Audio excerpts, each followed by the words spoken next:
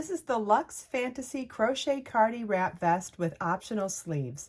An unstructured vest is a wonderful project to take your crochet to the next level.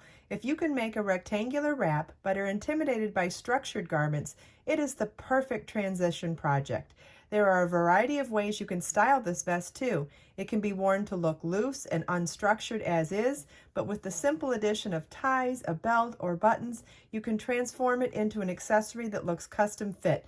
This is one of those pieces that you can slip on over just about anything. Dress it up or down, it's a staple for any wardrobe. And as far as travel goes, anything that has convertible sleeves is perfect for any climate as well. You will need 1,264 yards of number 2 sport weight yarn and a G6 or 4mm crochet hook. The sample is shown in Biso Luxe yarn, which is my number 2 sport weight 70% bamboo, 30% cotton yarn, and the sample is shown in Denim Crush with 8 balls.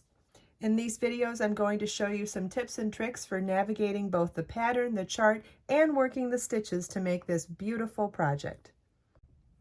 Okay, in video part 1, I showed you how to read the chart and work the stitches to learn this 3-row repeat stitch pattern for the first half of the vest.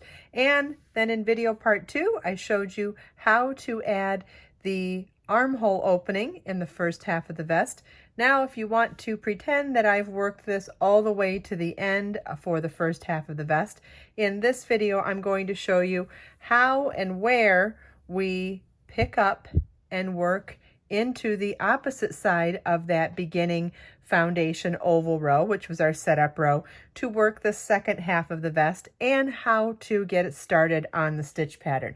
So first I want to show you in the pattern the note that it says at the beginning of the second half of the vest. Working in opposite side of foundation ovals and beginning on the same side of foundation ovals as row 1 of opposite side, repeat rows 1 through 57 of first half of vest and fasten off. Okay, you might be asking, first of all, what does that mean? And second of all, why?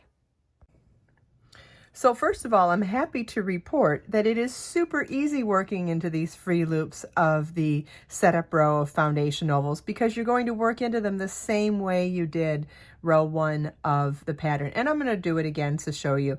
But what I wanted to point out now is that which side you start on is only important if you're doing offset armhole openings like I did in this pattern. So in this pattern, the armholes are closer to the top and further from the bottom. And if you're going to follow the pattern exactly as written, then you need to do a total mirror of the first side for the second side. So that's when that note in the pattern is important. However, if you are not adding armhole openings and you're just making this a shawl, it does not matter which side you begin your first row on. And if you're doing symmetrical armhole openings, which is something we've done in other patterns or something that you could modify this pattern for or modify any pattern for, then it also does not matter which side you started on.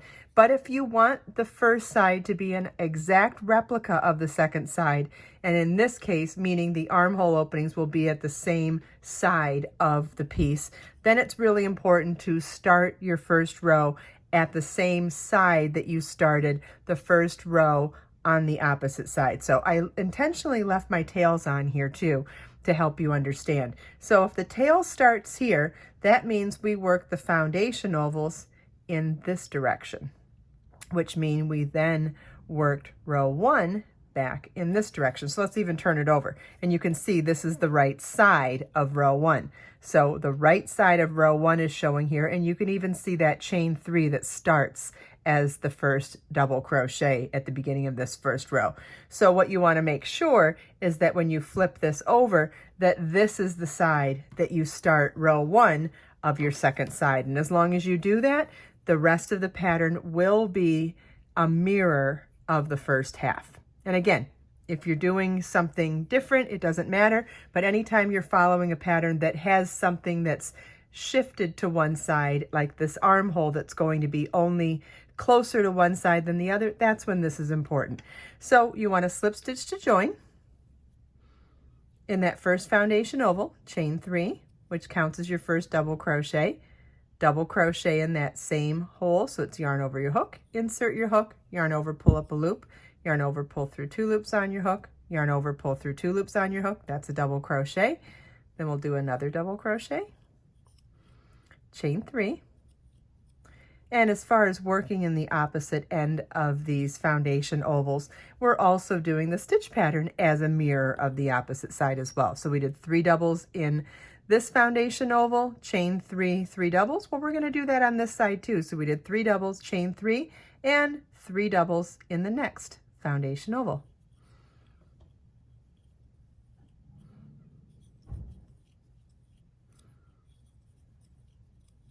Chain 4. And then double crochet in the next foundation oval, chain 2, double crochet in the next foundation oval, chain 2, double crochet in the next foundation oval, chain 4, 3 double crochets in the next foundation oval,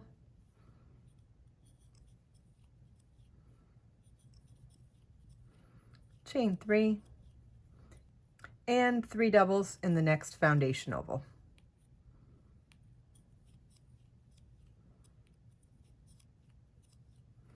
And our repeat begins with this chain 4 and ends with this set of 3 double crochets. You want to repeat that all the way across, and then you can repeat rows 1 through 57 of the first half of the shawl or the cardi wrap for this whole entire second side. You want to fasten off after you've finished the second side, and in the next video I'm going to show you how we transfer this flat stitch pattern into working in the round to make the sleeves.